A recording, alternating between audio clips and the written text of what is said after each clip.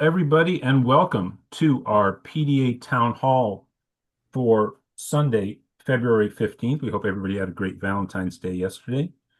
And obviously, we're still immersed in one of the most serious set of crises in American political history. And while public sentiment has definitely shifted against the current president, they are seemingly committed to pursuing their radical agenda to pursue authoritarianism here in the United States in an unabashed manner, holding all the levers of power at the federal level, including largely support from the courts. But we are organizing to ensure that America is not only remains a democratic country, but has an even better democracy going forward. And we are organizing to try to create an America where there's better wealth distribution than is currently the case, which of course has informed the terrible imbalances we see in power in this country. There's a ton going on, and there's so many things and so many issues that we'd like to cover in depth. But of course, we're proceeding as Progressive Democrats of America to focus on progressive federal candidates each week who we are endorsing. And later this hour, we are very excited that we'll be welcoming back somebody who ran for as a progressive candidate for Congress in 2020, and we endorsed at that time, and we are endorsing again. And that is Audrey Denny up in California's first district. And we're very excited about this race for a number of reasons. Audrey's a great candidate, as you'll see. She is running in a district that has been redistricted. And the first district, which was previously held by Representative LaMalfa, and I'll get to why that's a previously in a second, has been redrawn to include, I believe, Davis, California, and is now a district that Kamala Harris won over Donald Trump, about 55-45. So in this political climate for a Democrat, the Democrat who gets the nomination, it can be expected, will be the favored candidate in November. She does have a significant opponent in the primaries. I'm not sure if she has the same opponent in the special election that is being held oddly on the same day for the old district lines because Representative LaMalfa died in office not long ago. So we have that special election, and Audrey Denny is running that as well. And look, given the political climate, she could win that election too. So very interesting up there. And of course, very, very relevant for everything that PDA works on because that is a considerably rural district. In fact, Davis, the population center that's been folded into it, famously is the University of California. Davis was the agricultural school of the University of California system. So a perfect candidate to introduce and to lead on Progressive Democrats of America's Rural New Deal proposal, which as of yet we don't have a champion in Congress because Progressive Democrats, of whom it's about half the caucus in the House of Representatives, almost none of them are in predominantly rural or small town districts. So, in coordination with the CPC, we've been looking for a right champion for this huge sort of a agenda that's laid out in the Rural New Deal proposal that PDA and the Rural Urban Bridge Initiative introduced. But we don't have the right person. We think we would if we can get Audrey Denny elected into Congress. But that's all far down the line. Right now, that's just important to support the candidate. And we're also going to be joined before then by two candidates. And we have Jitu Brown from the Chicago School Board, Chicago School Board member, and that's a huge issue, and who's a board member in the city of Chicago, and a great organizer for public education. Of course, we at PDA have a deep and longstanding relationship with the Chicago Teachers Union and their political allies in that city. So Jitu Brown will be joining us soon. And then also Brandee Marckmann will be joining us from the San Francisco School Board. And she is a coordinator with, I think, what could be more relevant at this moment than the Moms versus Billionaires, which she is organizing with. And we'll hear about that when she joins us at the bottom of the hour. We're hoping that Jitu Brown will be joining us in just about 5 to 10 minutes. And so we're going to go quickly through some stuff at the top of the call. I want to let people know that, of course, our PDA endorsed candidate, Hartzell Gray. Wrong color, Alan. Sorry, Wrong Jitu Brown. one. Jitu Brown was the name that was in my head there. So I combined you two. That was all. But Hartzell Gray has a very important fundraiser that is coming up. Well, tell us the date, tell us the time, Hartzell, in about 1.5 minutes.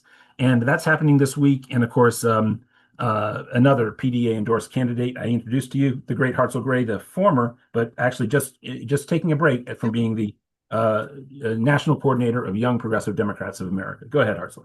Alrighty, my friends, I can make this brief, and I first want to kick it off by just saying thank you, thank you, thank you, because everything I'm about to say is In large part because of PDA. We have to appear viable so that folks will give us a time of day. And financially, PDA has had our back the biggest number. And so because of you, because of our grassroots organizing, we have some crazy great announcements. On the 19th, we're going to be doing a national town hall, a people power, powering our campaign. We're going to be joined by Representative Ro Khanna, who has been a champion for PDA and for humanity. We also have the Honorable Jamal Bowman, and we also will be joined by the Honorable Senator Nina Turner. So we have a stacked card, all our PDA friends and family. And then after that, and this is something that I really want to say again, thank you, PDA. We don't get moments like this without you. We are going to be at filing day in Jefferson City on the 24th. Everyone's got to go to Jeff City to file, 8 a.m. We're going to do that. And following, we will have a rally on the Capitol steps in Jeff City. We'll be joined by former and future Congressperson Cori Bush. And so we are going to have the I-70 highway of progressive champions. And again, I got nothing but love on this call. Thank you all for getting us here and help us keep going forward. We got a world to win. Alan Minsky, back to you, my brother. Yeah, and Hart, so I'm putting in right now into the chat the sign up form for the event on the 19th.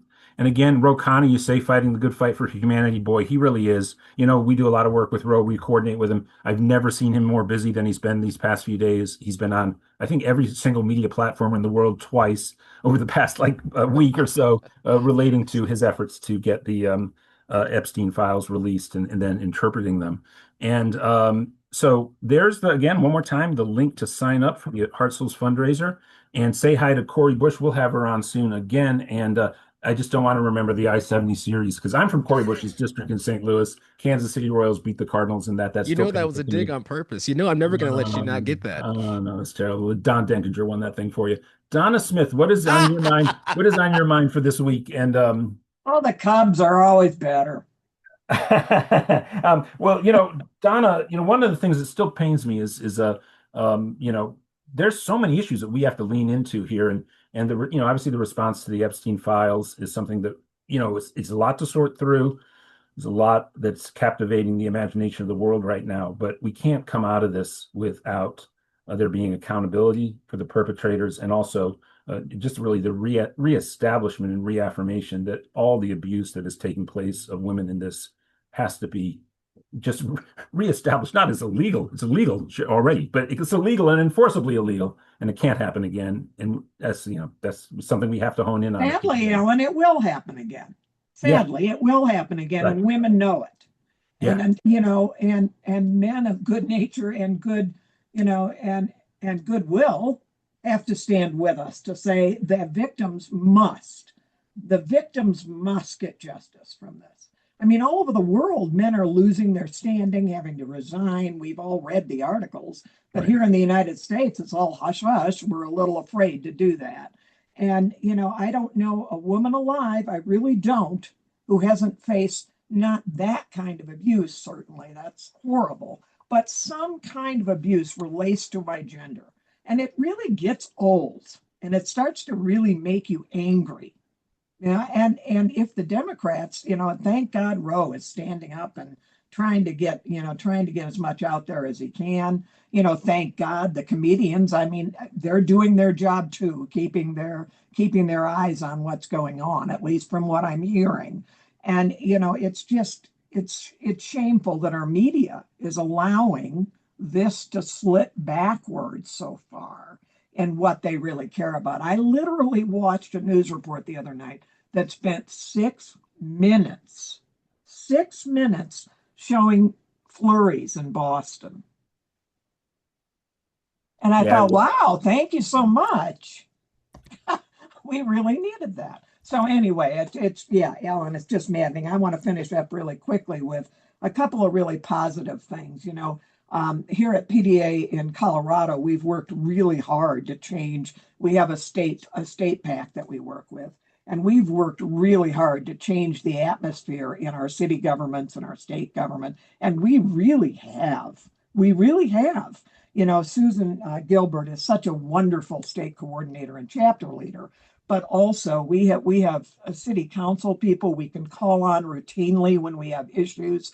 We have people running for state legislature right now, and thank you, Hartzell, for crediting PDA for a lot of your political growth, because the reality is Love we you, have Donna. candidates running now only because of their association with PDA, and candidates we expect to win and candidates we expect to move forward in Colorado. I want to share some good news from Colorado while we're hearing all the bad things.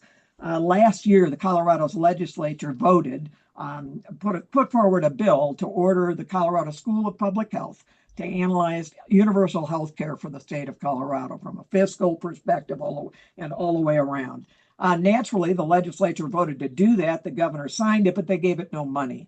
This week, private citizens passed the milestone of raising $750,000, and the School of Public Health is going to start that analysis of universal health care for the state of Colorado.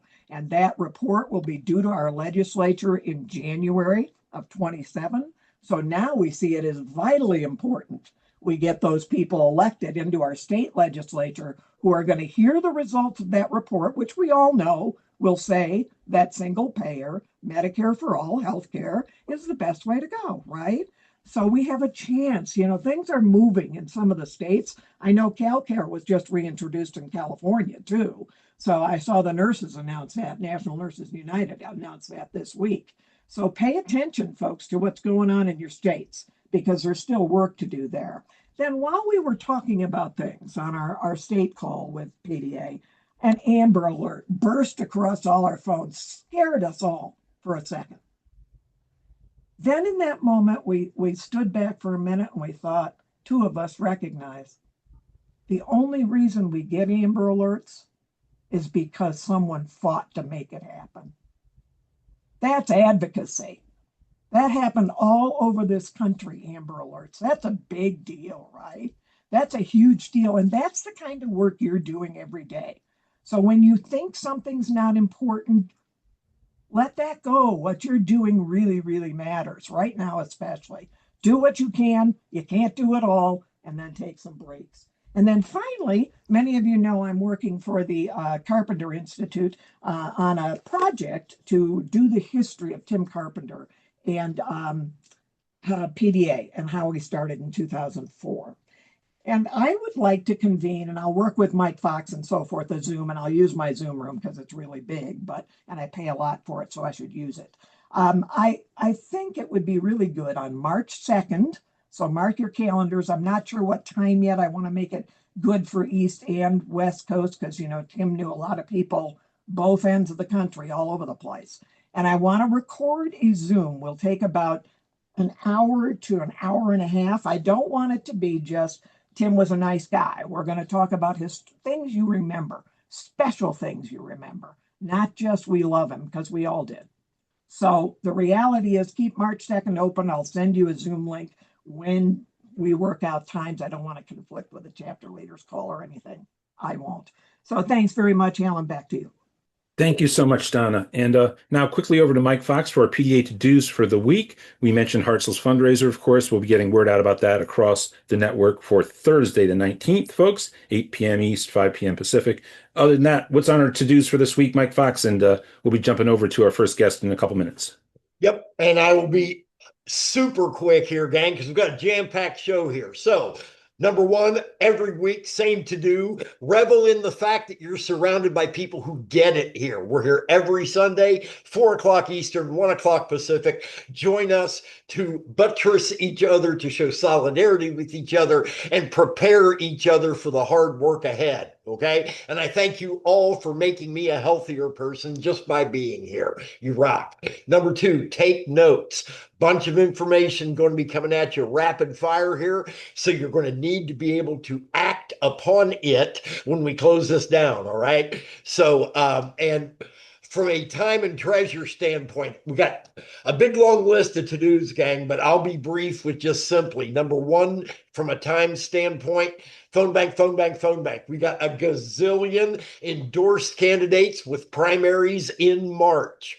Right now, vote by mail ballots are in people's hands right now. We need to be talking to voters. When? Right now. So go to pdamerica.org/volunteer. If you're a phone banker, we have a lot of them in here, I know. Toss in the chat why you phone bank and that link. We need to bring 20 new people on board during this call. I'll be back at the top of the hour to see where we're at on that goal. Lastly, from a treasure standpoint, what we're looking for here, gang, is solidarity. We readily recognize that billionaires don't hang out on our calls. If we got a billionaire here, that's a really special billionaire, right? Bottom line, it's about solidarity here. Even $1. Toss in what you can, and we'll see how we're doing once we get to the top of the next hour. Back to you, Alan. And let me bring forward Mike Ollis. Mike Ollis, how you doing? Because I don't believe that Mr. Brown has joined us yet, but maybe he has. I see we have someone with the last name of Brown, but I'm not sure if that is Jitu Brown, who was elected to the Chicago School Board, which was a real struggle to get an elected Chicago School Board. And of course, the Chicago School District has been the site of incredible contestation around the privatization of schools. We remember that the Obama administration had a champion of charter schools as the national head of Department of Education who came out of the whole fight in Chicago. And of course, Rahm Emanuel is the mayor there. Now we have a mayor who supports very much the school district to keep it in the hands of the people, not private corporations. And Mike Ollis, has Mr. Brown joined us? Hey, Alan, good to see you today. I am efforting Mr. Brown. I see there's an Ernestine Brown and a Jim Brown who've joined us. And so shout out to all the Browns who are joining our call today. If you're Jitu Brown and from Chicago, please leave a comment in the chat room. We will get with you. But waiting to hear back from Jitu, and can't wait to hear his story and his incredible life of organizing and making it 30 years in the fight and we win. So sometimes it takes a little bit longer and so hopefully he'll be joining us shortly. And so let's go over. Let's go to San Francisco then.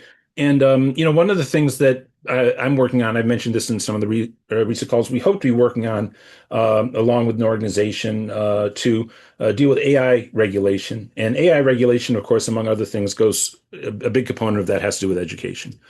Not only is it already an issue in education, the degree to which it gets digitized and put online and away from teachers, and the digitalification of education can be a wedge against having real human teachers and therefore organized teachers unions already. But with AI, this becomes even more pressing.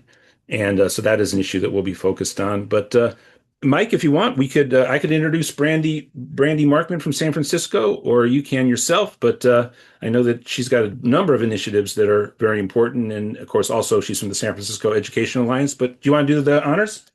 Sure, Michael? absolutely. Thanks, Alan. And hello, everybody. My name is Mike Ollis. I'm the Chief of Staff of Progressive Democrats of America. So awesome to be with PDA Land every Sunday at this time. It's 4 o'clock Eastern here in the East Time Zone, 1 o'clock out West. And every time we pop up here, people from all across the country are gathering together. So love how we do this. And one of my longtime friends and longtime organizer buddies. I always joke if I have a podcast, it would be called Organizer Buddies, just talking to all the great people I've worked with over the years on organizing. So one of my organizer buddies today is joining us, and a true progressive Democrat. Her name is Brandee Marckmann from San Francisco, and she is going to be taking on a huge challenge, running for the San Francisco School Board up against the oligarchy, the tech bros, and those who really want to turn San Francisco into a tech bro utopia or dystopia, as I would call it. So, hey, Brandee, how's it going today? Hey, Mike, it's great to see you. Hi, everyone. It's great to be here with PDA, and thank you so much for your support. Shout out also to Hartzell Gray. I know we talked on the phone last week. I just want to just give some love back to Mike Olis, a fellow public school parent warrior who has won a lot of fights against charter school proliferation in Indianapolis. So yes, I am running for a seat on the San Francisco School Board. This is for the June election. I am up against the president of our school board, who is a charter school executive, and I'm going to talk a little bit more about him. But first, I'll talk about myself and why I'm running. So I also want to say a shout out to some of my San Francisco folks in the house here. So great to see you. Now, as many of you know, running for school board is not the most glamorous political race, and it often flies under the radar. However, as some of you know, there has been attack on our public schools that has been ramped up from the right wing, from the Trump administration, all the way down to the local level. 6 weeks after the January 6th insurrection, Steve Bannon said that the way to take back the nation is through school boards. And that's why you saw extremist groups like Moms for Liberty pop up early in the pandemic. What I always tell people when I talk about my story is that education is really important to me. My younger brother went to a special education preschool that closed down in the early 1980s because of Reagan budget cuts. Everybody here remember Reagan budget cuts or know of them? That's my earliest memory of a political event that resulted in a school closure that affected my family personally. I'm going to talk a little bit about my opponent, how he tried to close 13 public schools in San Francisco, and how I organized to stop those. A lot of my life journey has been devoted to education. I'm a former ESL teacher. I worked at San Francisco State University, where I was a proud union member. I'm a public school parent. And with Mike's help, I founded a nonprofit, the San Francisco Education Alliance, to organize and advocate for San Francisco in education and beyond. One thing I'm proud of that my group did was our work to build community. And in 2023, one of our parent organizers connected us to Journey for Justice Alliance. And that's where I had the good fortune of meeting Jitu Brown from Chicago. And he and some of his organizers mentored the San Francisco Education Alliance. And we won a fight to stop school closures. I mentioned my opponent. He was hired by our school district to come up with a plan to close 13 of our neighborhood schools. And I organized, the San Francisco Education Alliance organized parents around the city to stop that. And after we stopped that school closure plan, he was appointed by our former ousted mayor to the school board. And so one thing that's important to know about him, he's a longtime charter school executive. He's worked for KIPP Charter School for years. Another thing to know about him is that when he has run for office 3 times in San Francisco, and the most important thing to know, 2 important things. When he ran in 2018, he was supported by 4 billionaires. One of those billionaires was a man by the name of William Oberndorf.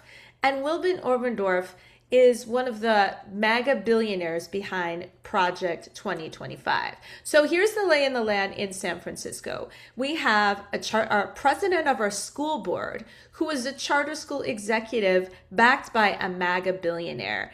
And I am running. I've been asked to run for a couple of years, but I realize we cannot let someone like that go unopposed in San Francisco.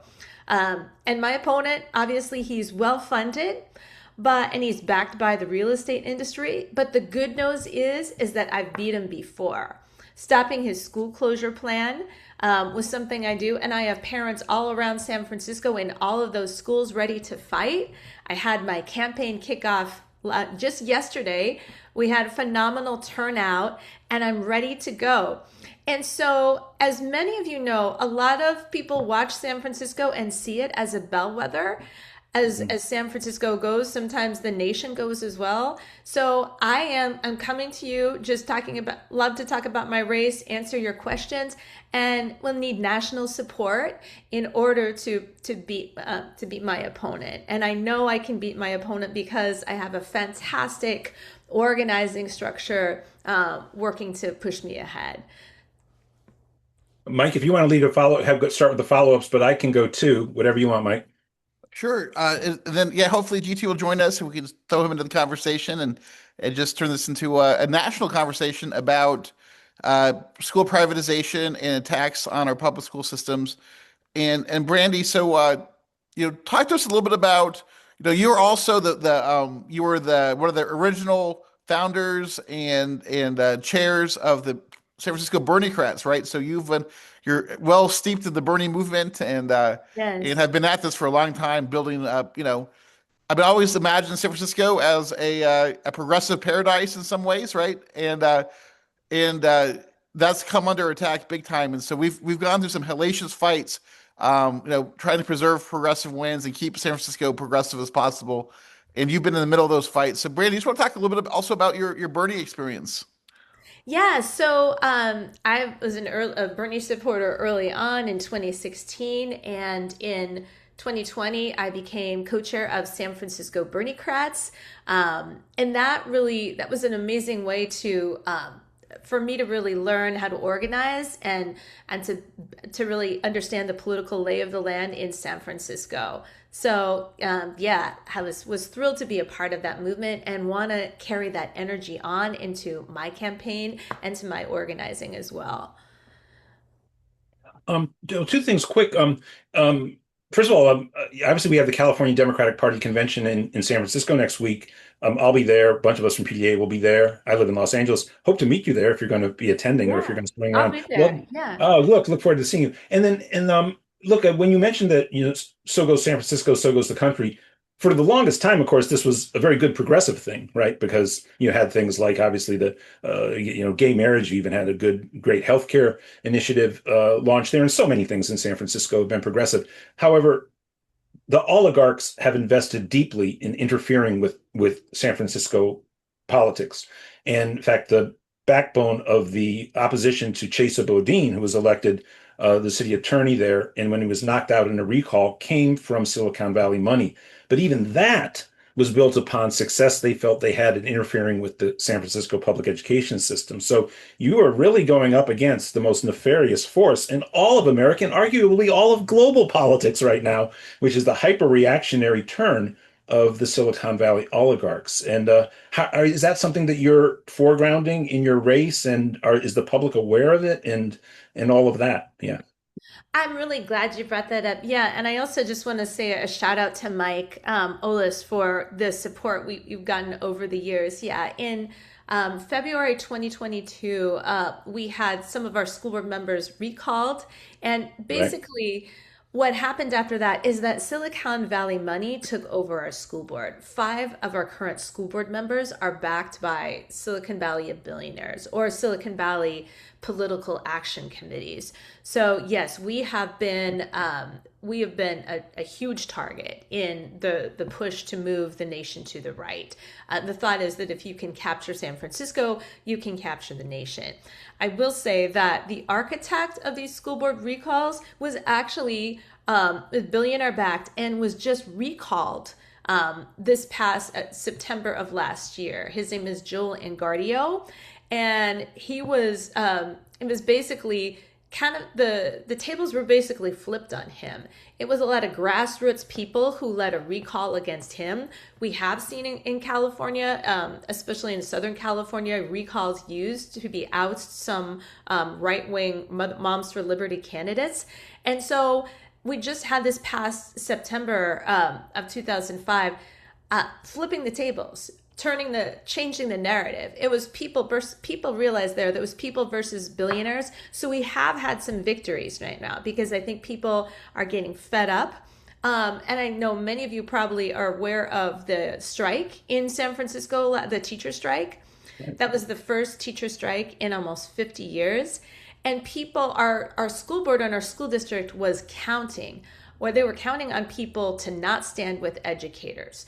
So what happened essentially is that our schools were closed last week for an entire week, and we had our school district playing chicken, basically a game of chicken with our kids. They didn't count on the San Francisco Education Alliance and our teachers union and all the other unions to stand in solidarity with our educators in their fight for better pay. And so we were able to defeat that billionaire narrative. So we've had success right now. The tide is changing, and we want to keep building that momentum and pushing that ahead.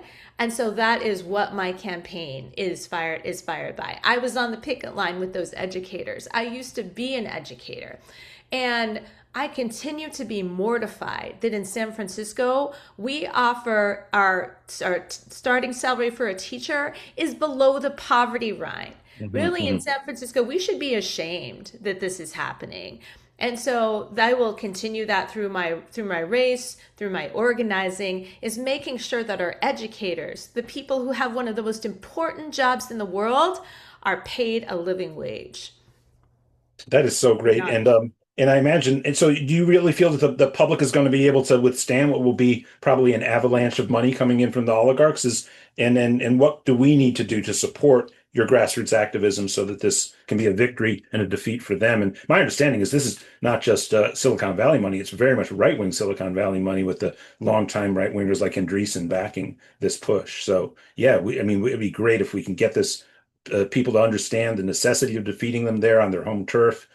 And of course, for every reason, every human reason in protecting the educational system in San Francisco, but also to signal that money doesn't control American politics. Yes, exactly. A couple of things. So I was, in the past couple of months, I've been out on picket lines with educators, at anti-ICE rallies, at farmers markets. And I'll tell you one thing that my team and I have found is that in San Francisco and in much of the nation, nobody knows there's a school board race in June. People have Mm. no idea. So what we've asked folks in San Francisco to do is have conversations with people, telling them there's a school board race in June, that we have an opportunity to oust a candidate or a school board member who is a charter school executive backed by a MAGA billionaire who tried to close 13 of our precious neighborhood public schools and replace him with a mom who actually has a kid in the district.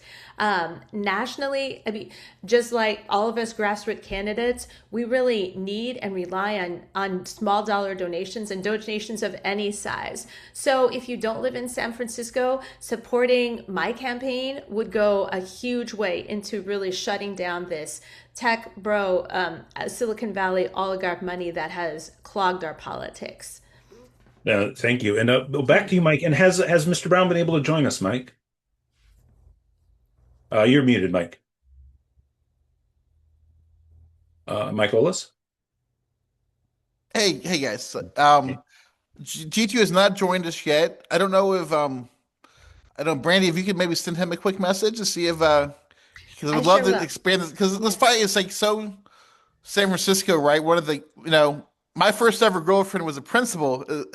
I became a principal in San Francisco at Thurgood Marshall High School. So I've always kind of followed San Francisco politics, but our school issues. But this fight over privatization and urban education is a national issue, and we see this. You know, I see this here in Indianapolis all over the place, where right now the our big urban school system is they're trying to get rid of the school board, kind of do a reverse Chicago where they're trying to get rid of the school board and make it charter controlled and mayor controlled, and um, and so you see this fight like in almost every urban setting in America where it's charter schools and privatization efforts and school closures, and then in the suburbs, where you see the exact opposite happening. Like private charter schools are being fought off, and they're not around here in the suburbs. And so I'm just as we wait for G2 and want to maybe open some questions up from the audience. What are you seeing in your community around public education, and why this is such an important fight? So maybe we'll take a couple of questions and have people raise their hands. But we are in Indianapolis where we have a supermajority on our city council, our mayor, our our mayor, our city council president, and the person who oversees the education committee are all bought and sold by charter schools. So it's a nasty issue for Democrats, and it's something as progressive Democrats we got to fight real hard against. So. Brandee, are you any luck with G2? I just got a text from him asking to resend login details or send Okay. them. Well, Maybe. we're gonna have Audrey Denny joining us in about 10 minutes. So if he can jump on right away, that'd be great. But also we could push him back to about 2:30 or 2:15 and he can pick up the subject then after Audrey. But let's yeah, maybe Mike's question we can stick on the subject for the audience. So hopefully G2 will show up. And yeah, your thoughts on what Mike was asking about And what I was saying, Brandee, was that this is a San Francisco fight, but also a national fight, right? The Yeah, Democratic definitely. Party, especially in urban communities where Democrats reign strong, we have a real issue with our Democrats supporting charter schools and supporting closures and not really standing strong. Yes, no, it's definitely. Sorry, I was just trying to get a hold of G2 there. Yes, definitely. My opponent is a Democrat. So yes, this is a problem. I mentioned the right wing, but yes, this is definitely something we see from corporate Democrats as well. Now, it's very disappointing. Like the founder of Netflix, he funds all of the Indianapolis school privatization efforts, even though I think he lives in Ah, California, right? So it's yeah, really gross. And we have these folks things. making Yeah. $500,000 a year just to like kill public education and give it a friendly liberal face. So it's you see that across the country. Yeah, I um, mentioned, yeah, go ahead. well, let's take questions from the audience too. So people who get their hands up, they can get questions to Brandy too. But go ahead, Brandy. Sorry. Oh no, I was just going to say I mentioned one of my opponents, MAGA billionaires, William Oberdorf. He was actually Betsy DeVos's successor on the American Federation of Children. So yes, we are definitely under charter school attack. Carla Sand, please, your question for Brandy. Please unmute, Carla. Yes, this is Carla in Minnesota. And I'd like to ask her if she could clarify something for me because my grandkids went to, well, I think all 12 grades for Spanish immersion. And I thought those were charter schools in Minnesota. Is that not so, or how does it work? Does anybody on this call know I can about talk a that? little bit about charter schools. So I know that some families and some kids have great experience as charter schools. So I am not particular anti-charter school as much as I am anti-charter school industry. As a whole, charter schools kick out and counsel out kids with disabilities at a much higher rate than traditional public schools. There are some charter schools that work fine for kids, but as a whole, they are publicly funded but privately run. They're run by appointed board of directors, and so as a Democrat, as a progressive Democrat, I feel that we need to keep, as a whole, public schools, public money in our public schools. Brandy, my wife is a Spanish immersion grad, and all of her siblings are Spanish immersion grads. And a lot of times this that happens in public schools. In public schools, so sometimes it's a magnet school, which is a public school. Sometimes it's just a traditional public school where they have immersion programs. And my wife from Chevy Chase, Maryland, had a great public school back in the 80s and 90s that did Spanish immersion. So Yeah, yeah, it kind of just depends on the school system, but yeah, a we lot of have. public schools do offer Spanish immersion. I see your Um, question. Yeah, in San Francisco, we have public schools who are Spanish immersion schools too. Anne Marie Booth has the next question. Anne Marie, Hello, you're unmuted. Brandy. This is Hi, Anna Marie Booth, a hi, Anne San Marie. Francisco resident, longtime volunteer with Team Pelosi and other candidates. My question to you, I've never heard of you. That's my fault, I guess. And I didn't know there was a school board election in June. I'm African American. Is the African American community supporting you? If so, whom is Allison Collins supporting you? Let me know about that. And what about the other ethnic groups? So, where is your support? Especially, let's start with the African American community. Yeah, so I can say I do. I have been endorsed by Supervisor Shaman Walton, who is a supervisor for the Bayview and District 10. I have been endorsed by David Campos, who is the vice chair of the California Democratic Party. I have on my campaign team Annabelle Ibanez, who's the former director of United Educators of San Francisco. She's their former political director. So yes, I do have broad support, and I thank you for that question. Donna Smith, your question, please. Well, as you can see, I changed my screen behind me. That is my public school teacher behind me, directing the musical that he directs every year for the last 24 years in the public schools in Colorado, here in Denver. And I always marvel at how much he makes happen all the time, all the time. I also have a son who lives in a different city in California, and he and his wife own and run a charter school. And they have been very critical of public education in Los Angeles. So, Alan and maybe Brandee, are you facing the same pressures? You know, obviously, you can understand how the brothers in my household do not agree on education and what should be done. They both absolutely agree public education should be great, but when it comes down to putting children there, they're very worried about it. So, how's LA doing? Well, LA had a huge teacher strike a few years ago, and the almost unanimous support for UTLA spoke volumes. There certainly are charter schools, and the charter school record in Southern California is mixed, really, at best.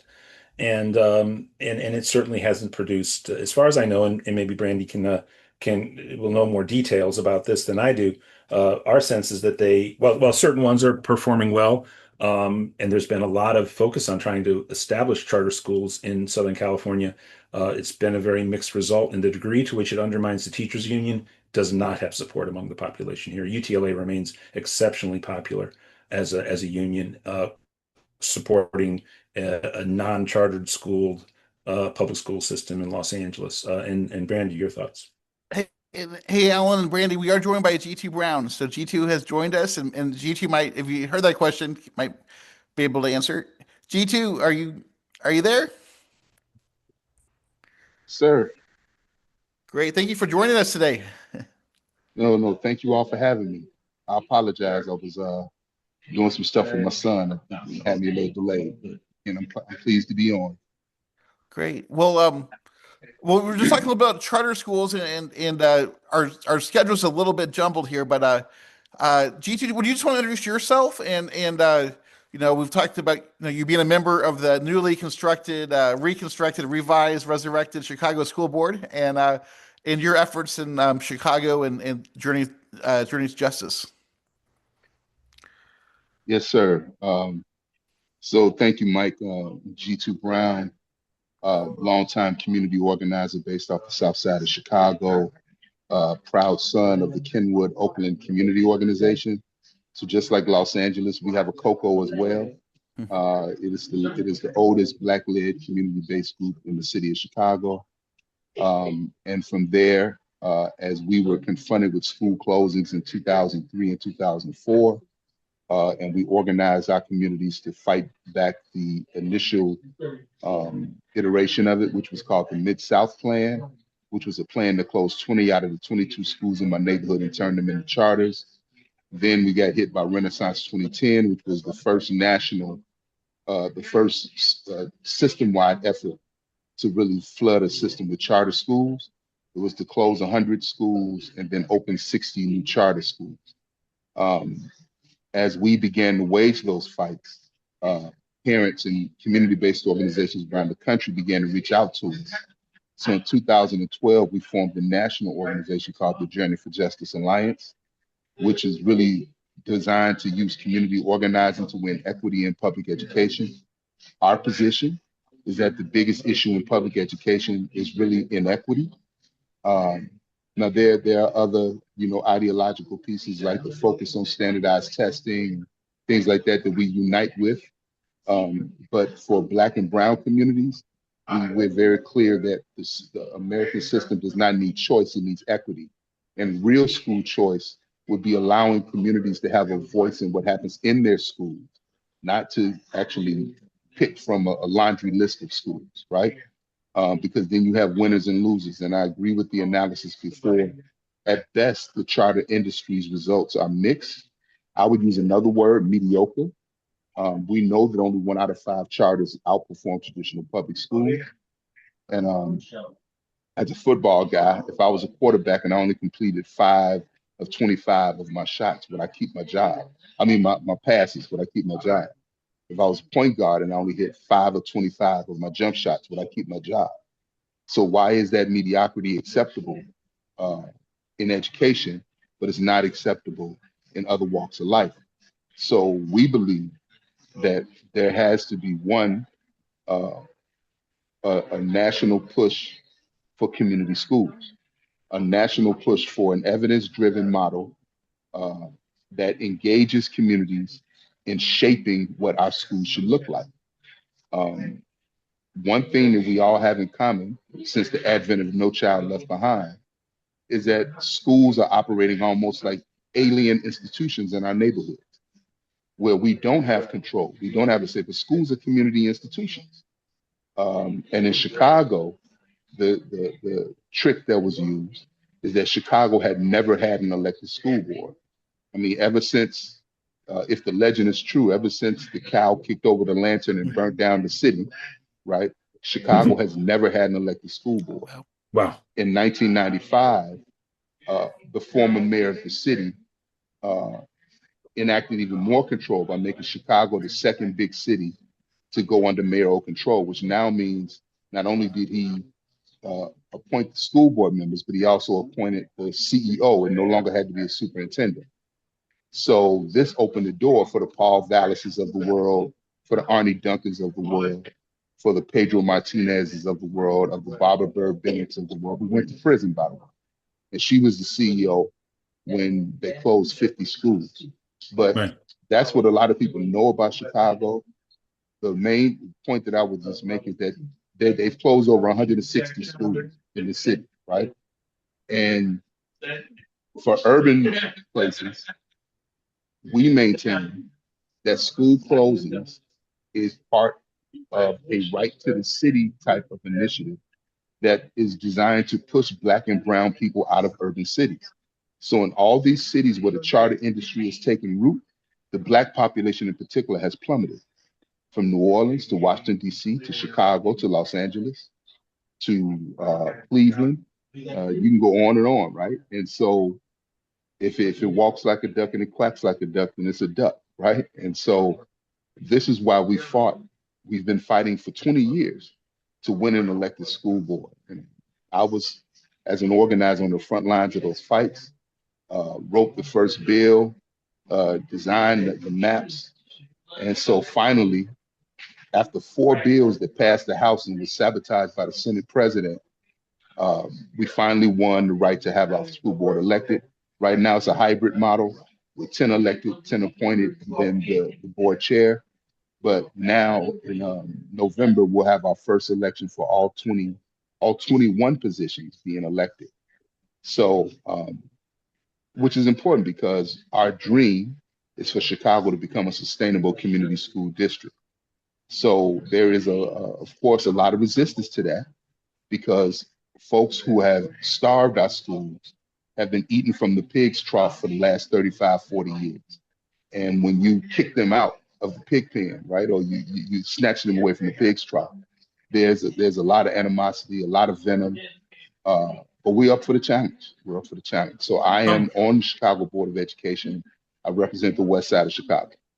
Well, look, this is fantastic. And, we're actually about to be joined. And unfortunately, because of and Jitu Brown, we're going to have you back, and maybe with Brandee too, as this goes forward. First of all, you just pointed to something that I'd love for PDA to work with CTU, UTLA, the progressives up in San Francisco and the progressives on the education board in Chicago to really formulate for progressives across the country the kind of policy that you just outlined in terms of what people really want to see happen and to lift up public schools. Our next guest is going to be Audrey Denny, who's a PDA endorsed candidate in northeastern California, in a largely rural section of California, where you actually have a situation where the public schools and support for the public schools in rural America is very analogous now to the support of the grassroots in urban America because they've been so underfunded.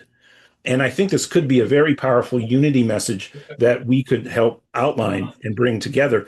Now we do have Audrey. It was the time certain at 1:45, so we got to jump over to that dialogue with Audrey, who's busy out on the campaign trail.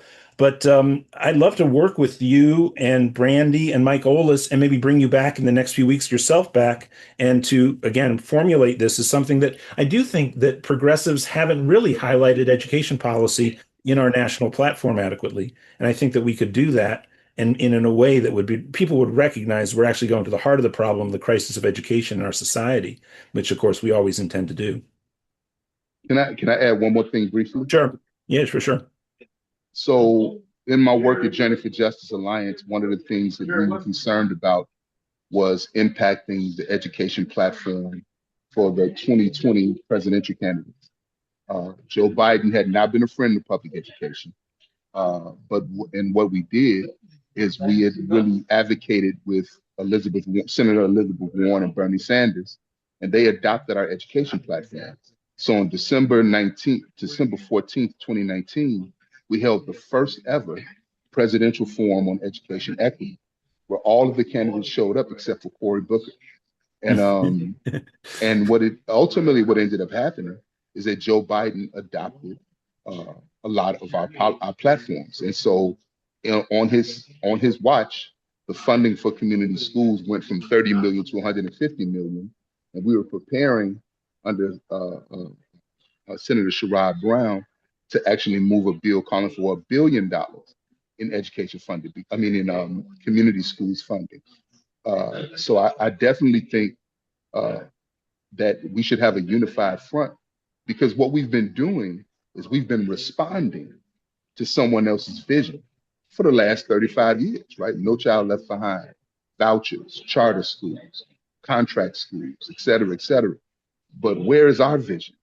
And I believe that community schools, whether you're in a rural neighborhood or whether you're in Detroit, right? The notion that schools are community institutions and that you need community wisdom and academic expertise to lead to school improvement, I think it's something that we can all get behind, right? But we've got to stop responding and realize that we've got to chart the future of public education.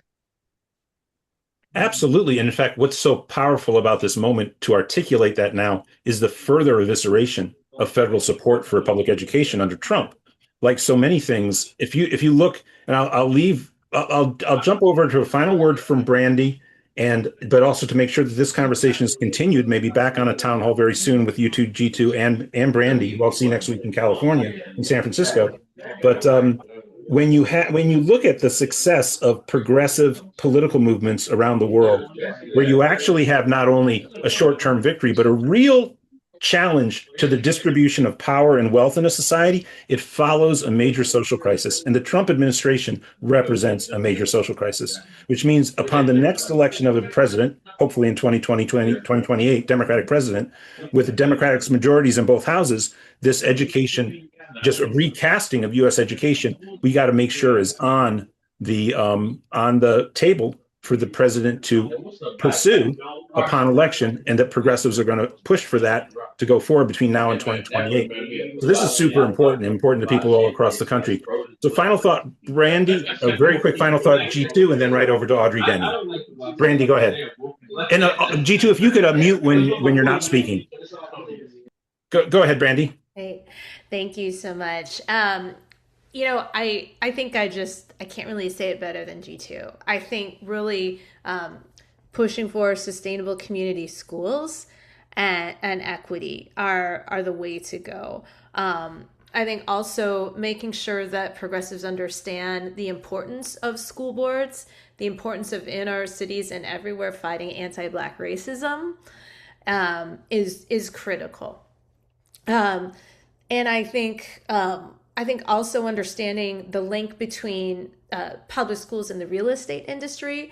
Even if you don't have a child in public school, school closures, which I mentioned, have targeted San Francisco, have targeted Chicago as well, are just another tool in the arsenal of school privatization and also of gentrification.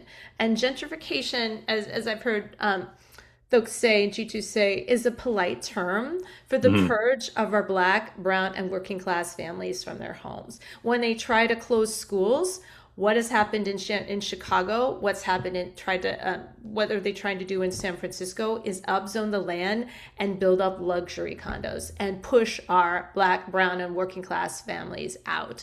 And so I always tell people, even if you don't have kids in public schools, it is very important to pay attention to the work of school board. And just grateful for G2, grateful for Journey for Justice Alliance. Their wisdom, I stand on their shoulders in my school board campaign, bringing this fight to San Francisco. And Brandee, you and I Yeah. will be in touch through Mike Olis, and we will see each other in San Francisco at the Dem convention next week. I very much look forward to working with you. I have a lot of questions and love to organize with you going forward from PDA's national perspective. Now, Audrey will be on in a second. I'm actually going to probably ask her first question will be about her public education policy for rural and small town America. But now to G2 for a final thought from him. And G2, we'll have you back as we work on this initiative at a national organizational level. But final thought for today, G2. No, again, thank you for having me on. Thank you for this forum. I think there's an old saying that we have to be bold and daring. We have to push possibilities to the limit, for our own limitations are the ones we accept.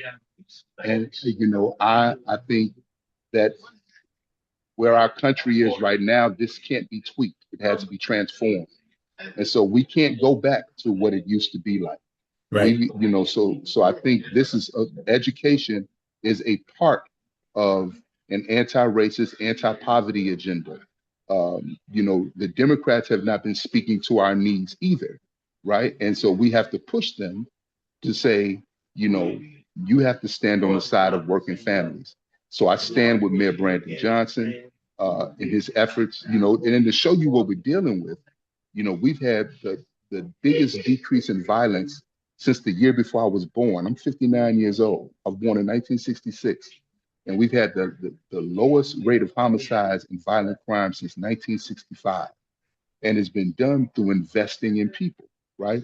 So more youth summer jobs, youth having year-round jobs, creating affordable housing, creating pathways to trades for young people. By investing in human beings as opposed to incarcerating human beings, we can transform society. So it isn't just about education. It's about housing. It's about food production and delivery systems. It's about healthcare, because the same evil that poisons education poisons those institutions as well. And so we have to be open to each other, right? We have to be open to each other's wisdom. We have to be open to each other's leadership.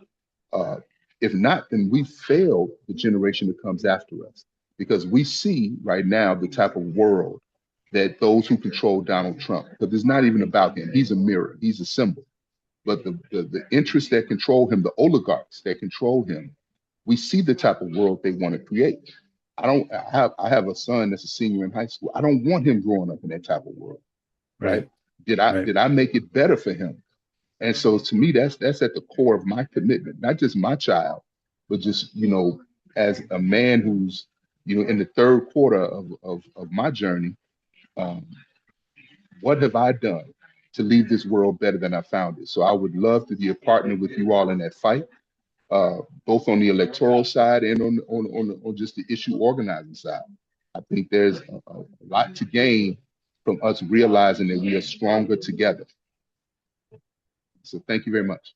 Thank you. I love it all. And yes, indeed, looking forward to organizing with you going forward. Solidarity. And thank you so much, Jitu Brown. Thank you, Brandee Marckmann, who I'll see up in San Francisco next weekend. And Jitu will be back in touch. Thank you so much. And Audrey Denny, I'm going to introduce you right away. And Audrey Denny is, by the way, if Jitu and Brandee can hang out for a second, you're going to meet somebody who potentially could be a phenomenal ally of yours in the U.S. House of Representatives, because Audrey Denny has the potential to win in a largely rural and small town district in California and would be a true progressive from rural and small town America. I know the makeup of the U.S. House of Representatives Democratic caucus right now, and there is nary a progressive from those districts. And Audrey So right off the bat, Audrey, who of course we endorsed back in 2020, and PDA is proud to endorse again in CD1, which is one of the craziest elections imaginable. We'll get to the details of that. But just quickly on education policy, I imagine that your experience speaks that what has happened in inner city education actually has parallels in rural education. And it's something, again, you see this huge talk about divide and conquer of the American working class is so in effect because the same impact that's happened to urban has happened to rural education. Go ahead, Audrey Denny. Yeah, no, Thank you for doing this. it was amazing to get to listen to Jitu and Brandee and make some of those parallels. What's so interesting is that when we look at K-12 education, only 8 to 12% of the funding actually comes from the federal level, but that funding disproportionately affects underserved urban and rural schools. And so it's not a big part of the pie, but it is the pie that makes the most difference for especially underserved and rural schools. And the very first thing that I want to do in Congress, whether I start doing that when I get sworn in this September after winning the special election, or if it starts in January, one of the very first things that I want to do while we still have Donald Trump as our president, where before we're being able to make some of this bold transformational legislative decisions and choices that Jitu was talking about, we can make sure that Congress is actually funding its pre-existing promises through impact aid, through IDEA funding, through secure rural schools. Actually funding those things at the level of which Congress has said that it will would make a huge difference for our rural schools. I'm not going to spend all of my time talking about the intricacies of how these programs run through the Forest Service and the Department of Ed benefit rural schools that don't have big tax bases because we have a lot of public land. But I could talk about that for a long time if the 273 people wanted to. But also, hi, I'm Audrey. Yeah, go for it. Congress twice. Yes, and then again, Audrey Denny's, by the way, checking on my people. Of course, we wanted to reach out earlier, waiting for the whole thing to settle around the California districts. There was a court decision; they're settled now. So, I spoke to my PDAers up in your district, and it's been, I think, 6 years since you've run. It doesn't seem that long because I remember we endorsed you earlier, and I was so enthusiastic. But they were even more enthusiastic. They felt that you have remained so engaged with the communities up there. So, tell us a little bit about yourself, why you're running for Congress, and then we can get to the weird. Yeah, absolutely. Yeah. I'm Audrey Denny. I'm an educator. I'm a nonprofit leader. I've lived in Chico, California, about an hour and a half north of Sacramento, for 25 years, moved up here for my undergrad, studied agricultural education at Chico State, got my bachelor's and my master's in that. And I've gotten to work internationally doing human rights and agricultural development work as well. The past 5 years of my career has been mostly in food banking. So helping systems work better for our neighbors. I love my life. I never thought that politics was going to be where I was headed. I love classroom teaching. And then I'm not sure if you guys remembered what happened in 2016, but Donald Trump got elected president. And like many people on this call, that was the first moment. I was a 33-year-old teacher at the time. That was the first moment that I was activated politically. So I ran for this very seat in 2018 and 2020 against the late Congressman Doug LaMalfa, who passed away last month. And was all locked in and launched and ready to run again in the midterm under the new California Prop 50 maps. And then with Congressman LaMalfa's passing, I'm also running in the special election. So I'm concurrently running my third and fourth congressional campaigns simultaneously. And what could be confusing about that? Nothing. Everything's fine, Alan. Everything's fine.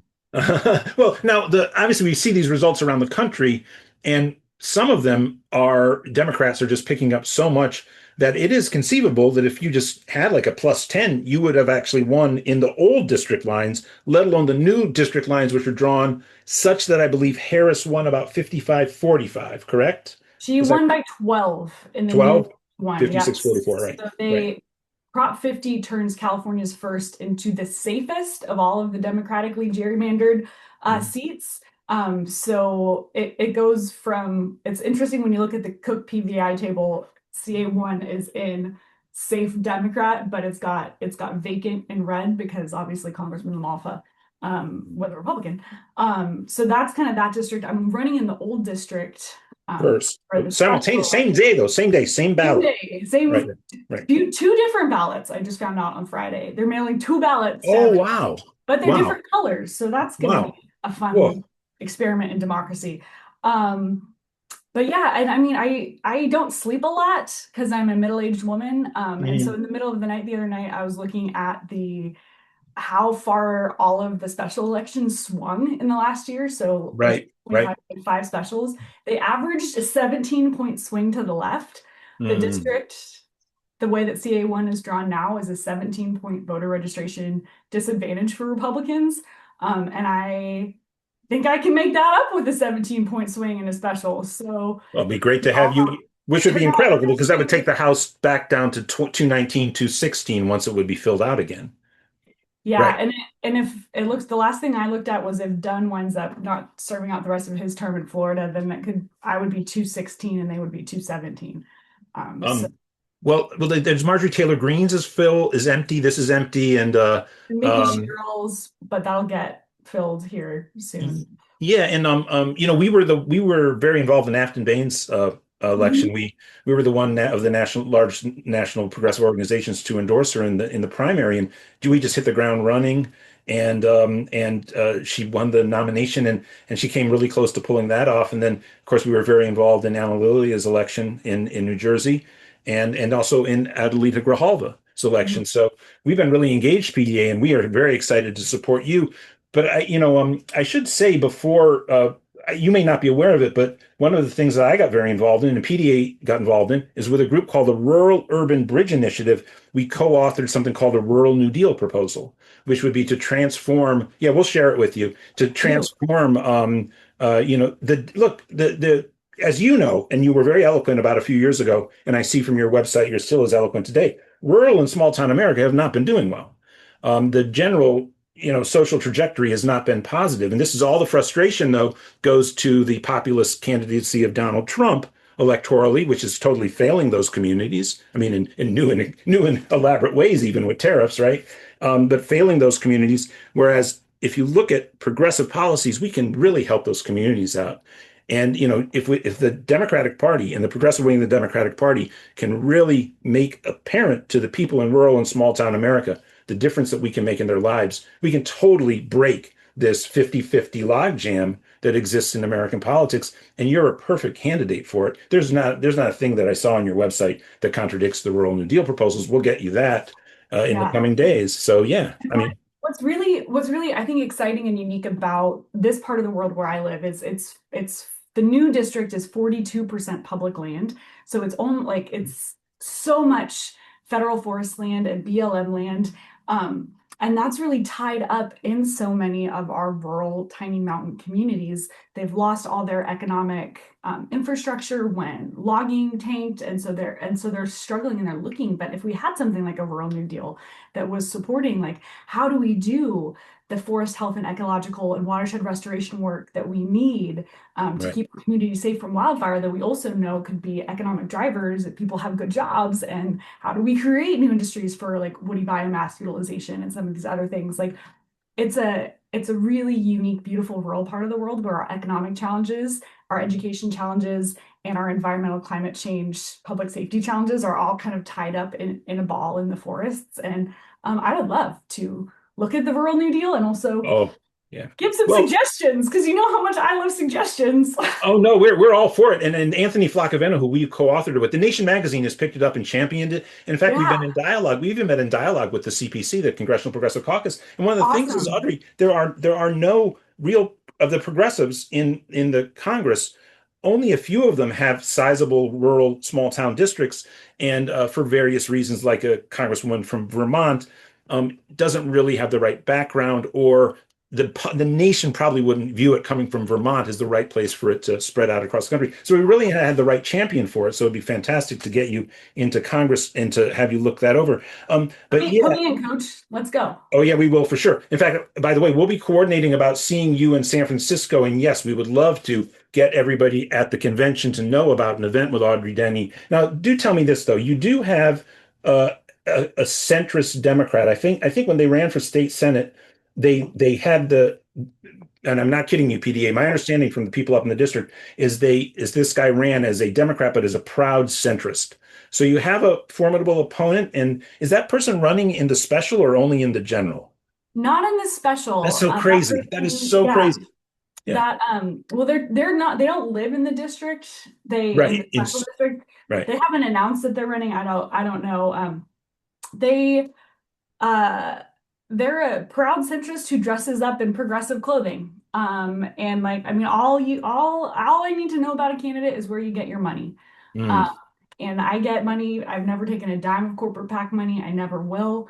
In my previous two campaigns, over those two cycles, we raised $3.5 million with a 47 average contribution size in a district that had a 10% disadvantage. Like we can't like we're not coming to play. We're coming to remind people that their voice matters, that with every $5 contribution that they make, that they can elect the kind of leadership that represents them. And so I will never take corporate PAC money, and I think that that's all I need to know about a candidate. Honestly, this day and age, because our everything that we've talked about is so tied up in a political and economic system that works for the richest and the corporations on the backs of workers, on the backs of the environment. And so until we can just untangle those systems, and until we can get a democracy that actually works for people, we can't make system change. And so that is why it's so important to me. And I think really living into what we believe as progressives. And Yeah, and by the way, you're doing well in terms of being competitive with money, which is great. And I'd love to actually, I'll reach out to Anthony and maybe we'll look into having a fundraiser for you on a special day sometime coming up in the coming months, because obviously your work is very, very central to what we believe is one pathway to break this log jam. But I mean, to just lift up the policies that we can present to improve the lives of people in rural and small town America. And as I said earlier on the call, and I don't think you were on yet, we have this crazy divide and conquer. If, people pull back the lens, as it were, and look historically, and then keep in their mind this idea of divide and conquer and having to divide and conquer the people so that that elites and oligarchs can rule, that's what's happening in the United States of America. And you have this phenomenon of Trump and people who supported Trump and Bernie back in 2016. I mean, most of our people supported only Bernie, of course, at PDA. Not many of them ever went over and supported Trump, but some Trump voters had also liked Bernie Sanders. And that's because they're dissatisfied with the current situation. Many of those people were living in rural and small town America. And to present these policies that Audrey champions, I think, is a transformational moment in American politics, is a real possibility with that. I put into the chat, by the way, an article that The Guardian wrote about you recently.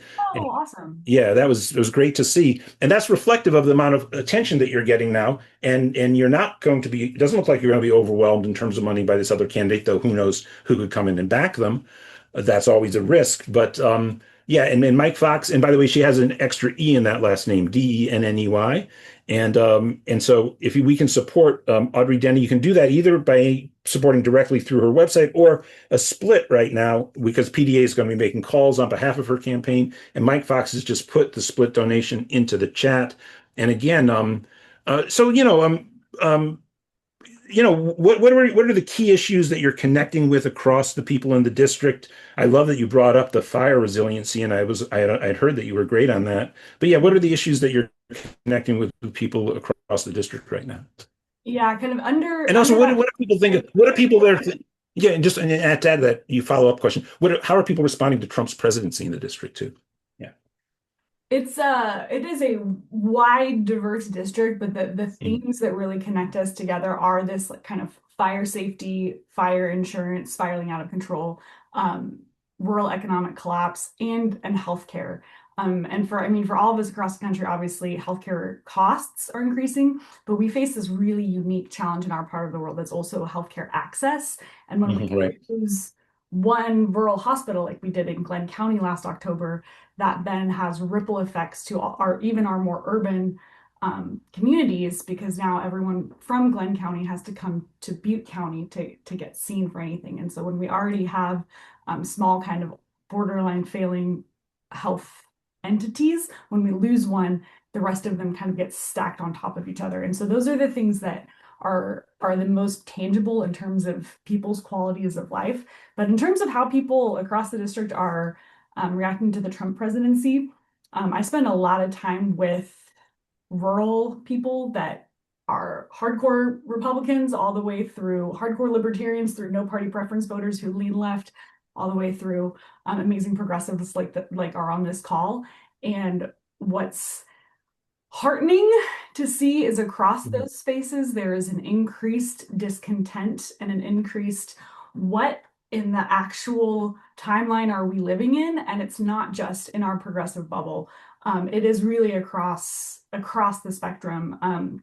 And what I want to be part of, and I know I'm coming up here on my time, so I just Oh no, you're fine. You're fine. We started late, so you're fine. Yeah. but the one thing I would want you to know about me and the kind of leadership that I want to bring is that it is not just for me about defeating Trump and authoritarianism, like that is central and paramount.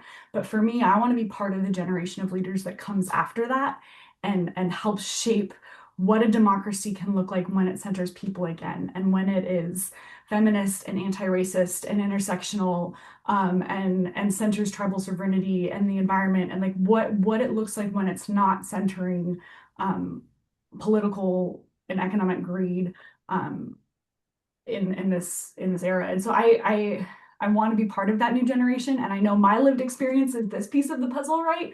And that's real and that's valid and that's mine. But in order for us to create these new systems, like we need everyone who is on this call, their lived experience to be at the table and part of that. And so also I do just get a private message that says, where does she stand on Palestine?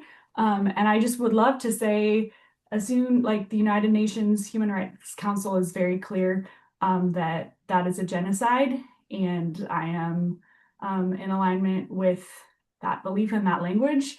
And it is abhorrent to me that U.S. tax dollars have been supporting that and paying for that. And I know that things are changing with the aid structure right now, but as soon as I am a member of Congress, I will only ever support making sure that the money spent to support other governments is when those other governments are in full compliance with international and federal law around human rights. And that's my background in that. So just saw that chat come in. Yeah, no, that's great. Thank you. And thank you for whoever sent that through the chat to Audrey. But I think you might have heard my one of the things I said to Jitu at the end of our dialogue with him was that there's this real chance that the American democracy and its the sort of guideposts and some of the stuff needs to be reaffirmed in terms of codification will be remade hopefully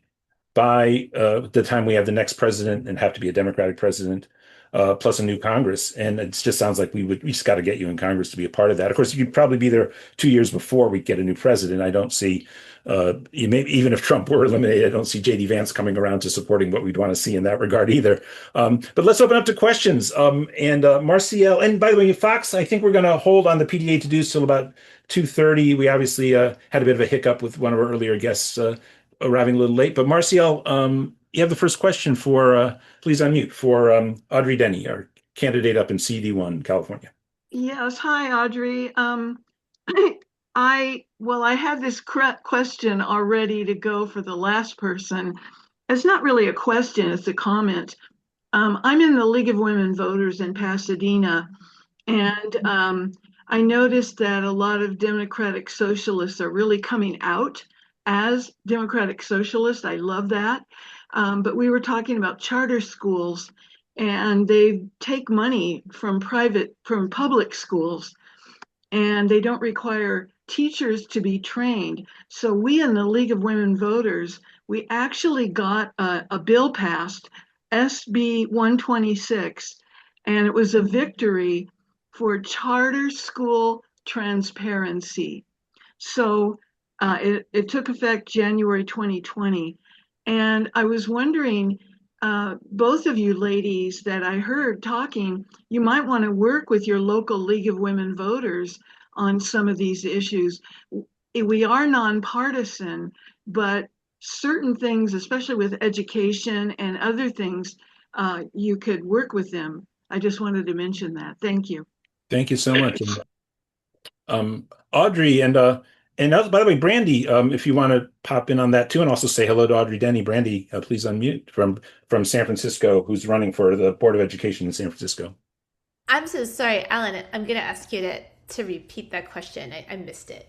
Oh, it was just about working with the League of Women Voters around charter Oh, school policy. And also Audrey Denny, Brandee Marckmann, you guys will both be at the Great. convention in San Francisco next week. Nice to So meet you. yeah. Nice to meet you. I'll And have then a booth, so I'll be very easy to find. oh, way to oh, go. okay, Yeah. great, great. I will be speaking at the Children's Caucus, which is open to all registered Democrats. You don't have to be a delegate to attend.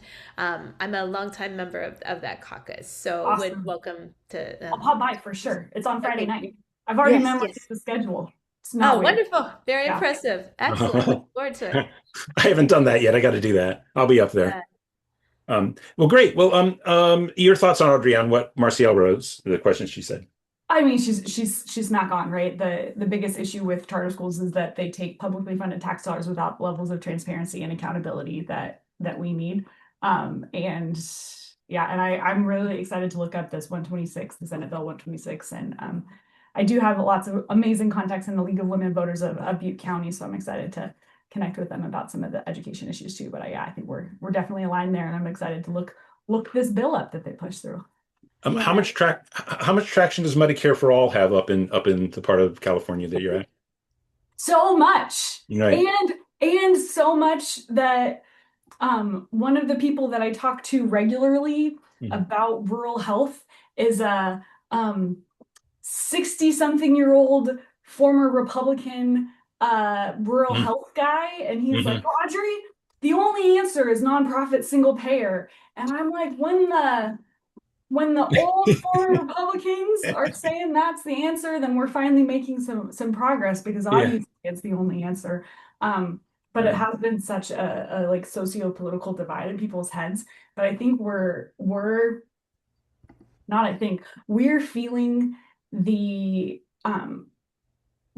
the increasing costs, the lack of access so dramatically here across political divides, that I think that people are ready for bold action on a federal level. And we absolutely, I mean, we have 11 or 13 senators right now in DC that have signed on. Like, we need to, how do we say, get rid of establishment Democrats who Mhm. won't sign on for a single payer nonprofit system, who take corporate PAC money, and we need to completely replace them with people who don't do those things, so we can actually get system change across the country. That's my pitch. No, it's great. And let me ask you this too, a little bit. And by the way, anybody has a question, please raise your hand. We are going to be taking questions with Audrey Denny right now. And William Walter, if you're with us, if you want to unmute, we can see your thoughts on all of this. William Walters with Young Progressive Democrats of America, and a part of Wisconsin too, that is semi-rural at least. But I want to ask you about the Center for the Study of the Working Class did a poll, I think commissioned through Data for Progress, and the word Democrat was seen as a toxic term in rural and small town America. How do you encounter that now? Of course, what's recognized as they did the poll is at the same time as that is true, is Bernie Sanders is the most popular politician in the country, right? Mhm. And so people understand there's a divide in the Democratic Party, but the label pretty much has been defined by a moderate wing of the party that's seen as effectively the status quo ante of American politics. I mean, the Trumpians are radicals, and they've taken over the Republican Party. The progressives are progressives, and whatever, people love Bernie. But the moderate Democrats define the term Democrat. So what's your experience been there with that term? Because we at PDA, we have it in our name, Progressive Democrats of America, and we have to overcome that because we think we are the channel through the two-party system, through the Democratic Party, to transform America in the way America wants to be transformed. So Yeah. what do you encounter there with the term Democrat? Yeah. It definitely, especially my 2018 campaign, was something that I was fighting against, Mhm. because I hadn't spent time in the entire North State part of the world yet, and so I didn't have a reputation, or people didn't know about my values or who I was, and so they're like, they'd call me a little lady. Be like, who's this little lady from Chico? I'm 5'9". I'm not sure what's little about me, but they're like, who's this little lady from Chico? She's a Democrat. That's literally how people would talk to me when I went up into the state of Jefferson area. And now, like, after continuing to show up despite some of those less than warm welcomes over the past 8 years that I've been in this space, Right. I have been able to create enough of kind of a reputation of goodwill and just continuing to show up that the term Democrat is what it is what I am, right? And I am like you said, like I believe that as long as we have a two-party system, like it is our job to continue to push the party into its best form, into its least corporate form, into its actually serving and centering people form, right? And so that's what I believe in, what I'll continue to fight for. But I'll also be honest, like I'm torn constantly every single day. There's like a governor and a revolutionary within me, and like on some days the governor in me is like, we can lead by example and we can push system change by showing what it can look like, and then the it's like the angel and the devil on my shoulder, and the revolutionary is like, burn it all down, it can't be fixed. And so I think I think having that balance of perspective in my leadership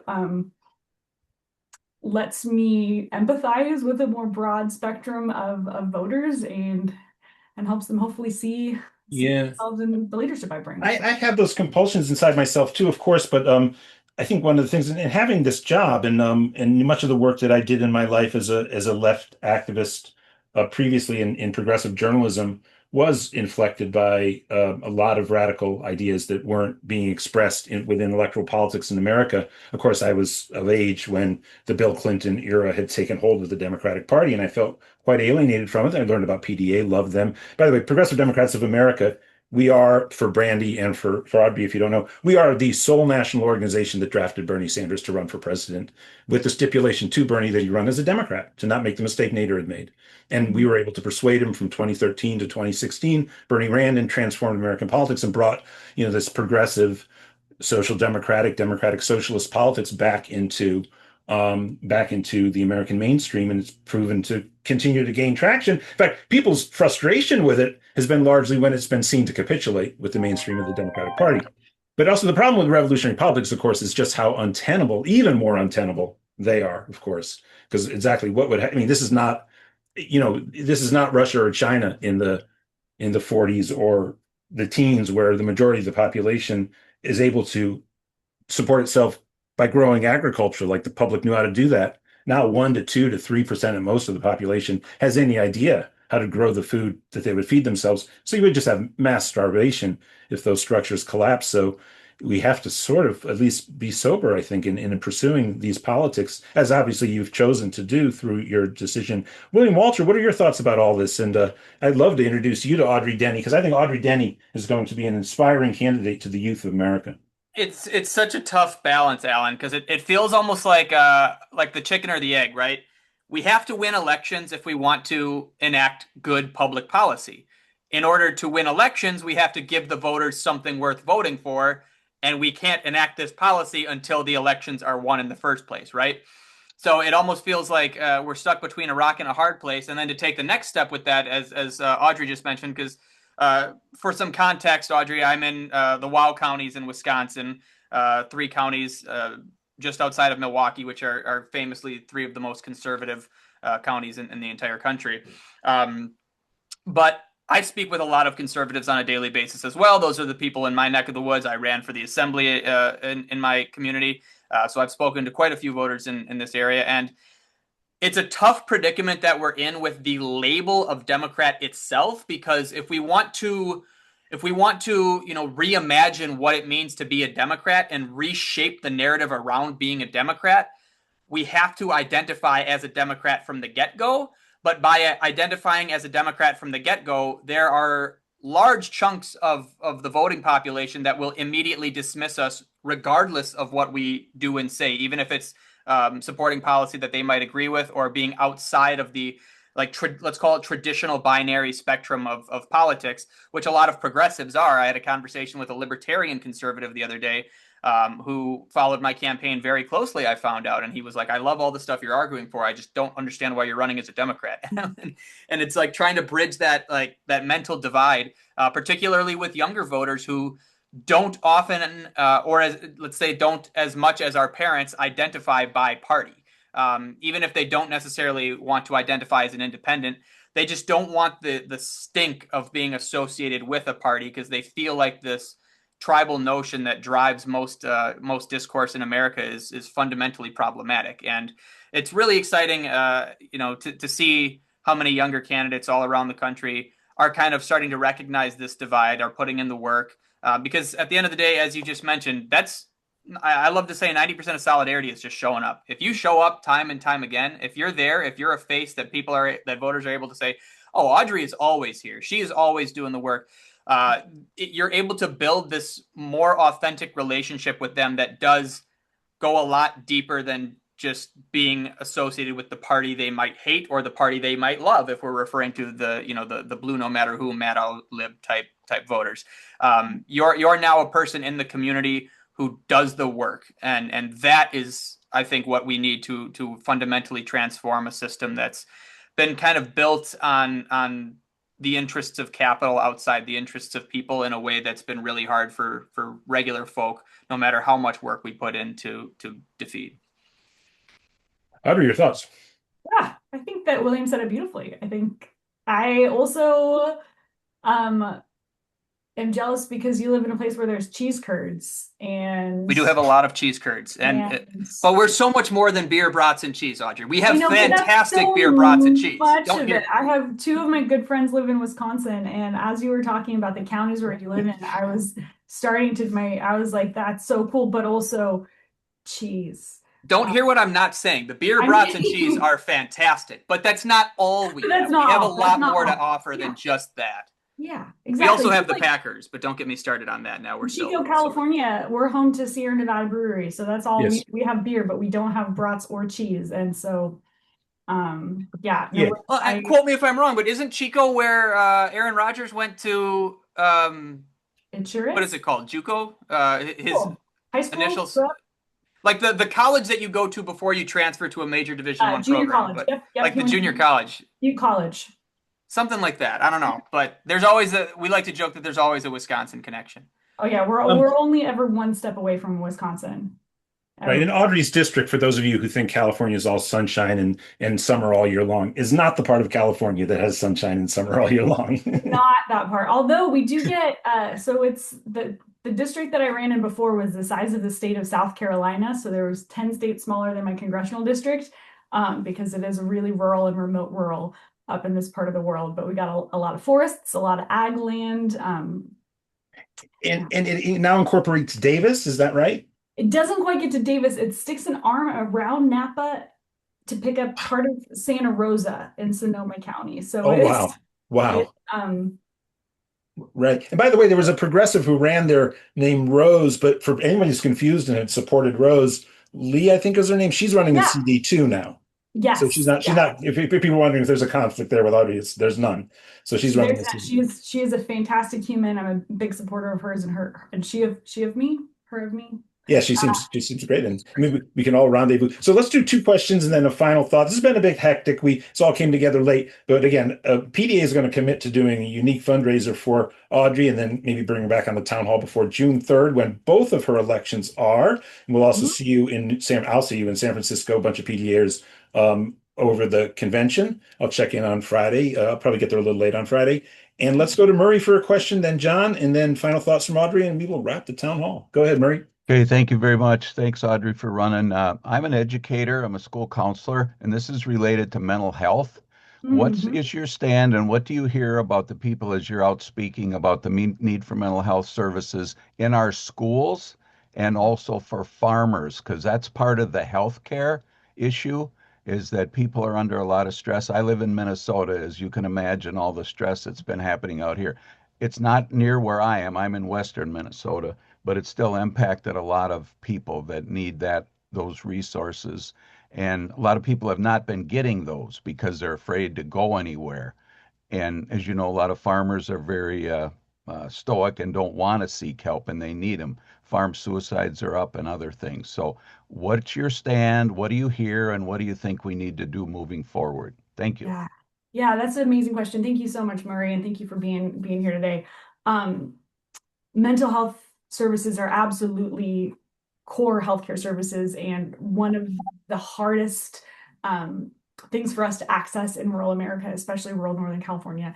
And so many of our young people count on accessing those services through school, that when our schools are underfunded, or when federal programs like Secure Rural Schools aren't being funded to the level and with the security that they need, school districts can't even actually hire mental health providers or counselors because of the way the funding is set up. And so it's a huge need in rural America.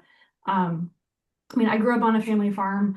My dad is one of those people that you mentioned, Murray, who has struggled a lot in his life and not sought mental health services. He was a 90% disabled Vietnam combat vet that, then came home and started farming and needed a lot of more services than he was able to get either through the VA or through kind of private healthcare.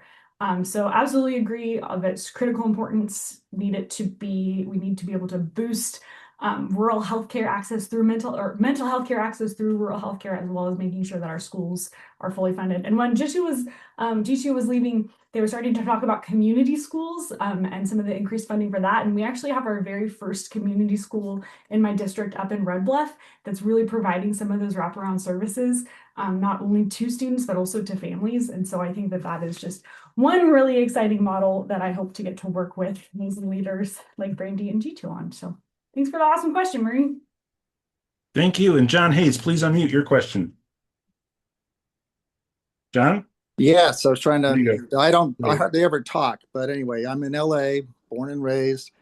Hearing you talk about, I know it's a different area, Wisconsin and all that, and farmers in other areas, but I'm a vegan. I didn't start that way. I didn't get into it till I was in my 50s. My dad was from Kansas and we ate everything, but I don't think we should be, supporting cheese and bratwurst and all that kind of crap. We don't need it. It's destroying the environment. It's destroying health. It's incredibly cruel industry for animals in general.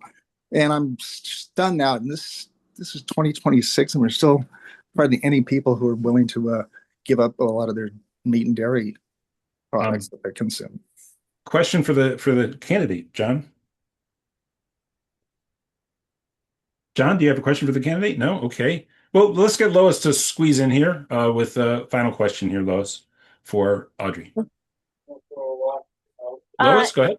I'm here. I just wanted to say that I love Audrey's energy. I understand what it's like to, have these angry impulses that need to be channeled in a more positive way. And my dad too was a Vietnam vet. He probably should have received mental health help. And now I gotta answer the door. Well, final thoughts, Audrey, and response to Lois and John, if you want.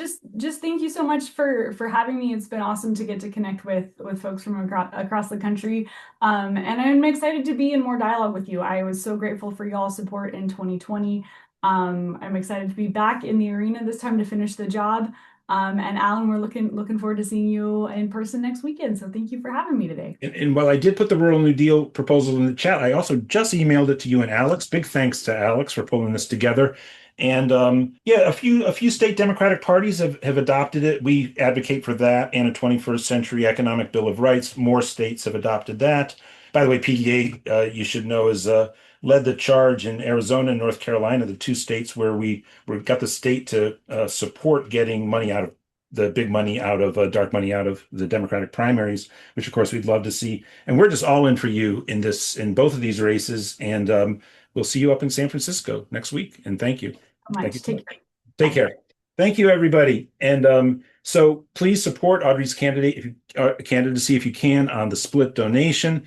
We obviously pulled together this week's show in a way where people probably noticed we were unable to promote Audrey on the national announcement, which we'll get national announcements out about Audrey soon, and our endorsement of her, as we will with all of our endorsed candidates. Maybe, William, a final thought from you before we go, then over to Mike Fox and Family Time, where we'll have our PDA to-dos for this week as well. William, what's final thoughts for the week? Well, there's, every day it feels like there's more and more going on. We just had piece of legislation announced in Wisconsin for a moratorium on data centers. So as you've been talking about, the AI revolution, that's what came to my mind, is just the work that's going on, both of course at the federal level, but more specifically at the state and at the local level. How many organizers and organizations and just real Americans are standing up and saying enough is enough. We're going to defend our community. We're going to defend each other. We're going to keep fighting for what's morally just and equitable, both economically and from a social justice perspective. And it just rejuvenates me every week to be able to come on and join the PDA family and be reminded just how many of us are fighting the good fight every day. It can often feel like you're alone, particularly if you're in communities like mine or Audrey's, but we're never alone because we always have each other. Yeah, no, and it's been a crazy moment too around even with the Epstein scandal. And of course, it's punctured Trump's popularity and wounded him. You actually had a few more Republican women who saw the files and came away from them. Obviously, there's a gap there between the administration's perspective and even some of the electeds up on Capitol Hill are Republicans. But there's just this sad fact that this is harming people who are across the world in their jobs and their positions and their status in government. And it looks like Trump is just skating through it. Well, but Alan, I will say, for the first time since he rode down the golden escalator in 2016 or 2015, whatever that was, some of the largest and most, I'll call them delusional because their entire job is rage baiting and trying to get paid for engagement on social media. But a lot of the large right-wing influencers who have been, unquestionably pro anything and everything Donald Trump, regardless of what was done or said for the past decade, it appears like the floodgates might finally be opening with some of this Epstein stuff. Yeah. And if we see a lot of other nations, leaders in a number of European countries have been forced to resign because of their affiliation with Epstein. Perhaps other governments will start getting involved, launching their own investigations if the United States isn't willing to do it. Will that change Donald Trump's mind? No, but it helps to influence the public when professionals are getting this information out there in a way that's, with tangible proof that cannot be denied. There will always be 5, 10, 15% of the population who live in their manufactured Fox News fairy tale land. But for everybody in between, the more that this information gets out and the more that it's able to be covered, I think the better or more likely it is to make some progress. Yeah, no, and it's certainly been a moment where some of the people who've spoken out from Massey, by the way, Republican, Ro Khanna, but the moment with like Ted Lieu and that exchange and so many of the exchanges with the Democrats, the public is able to see that there are progressives in the Democratic Party and there are real human beings that are Republicans that just know this is incredibly wrong, and not everybody is behind the dominant wing of the Democratic Party who has a D by their name, and not every Republican is behind Trump who has an R by their name. And yeah, man. So thanks, William, as always, and onwards we go. And Mike Fox, I'll let me put a bow and ribbon on it, then hand off to you for family time where you'll introduce our PDA to-dos for this week. I know we probably didn't do enough to sign up phone, but thank you, Mike Olis, as always, for helping set the show up. Thanks to Audrey Denny. Thanks to, I'm going to try to get everyone's name correct here, but thanks to Brandee in San Francisco and Jitu Brown in Chicago. And we'll continue that conversation because that's a very important point about really, I think, coalescing around a progressive education policy, which it's great to see that Warren and Bernie did that, but let's highlight that more as we head into the election cycles around what progressives stand for in that regard. And with that, we will be back next week. I'll be in San Francisco. I'll be joining you live from the California Democratic Party convention next Sunday. Maybe I'll get assist with co-hosts from down who'll be at home on their computers. William Walter comes to mind and Donna Smith comes to mind. We'll see who join me next week as a co-host, depending on their schedules next week. But I'll be joining live from San Francisco with some to report there. And I know that we have a special focus for next week's show as well. So we'll join you next week. Thanks to everybody. Audrey Denny, again, the two guests, Mr. Brown and Brandee from San Francisco, Mike Olis, Mike Fox, William and Hartzell, and take it away as we go to family time.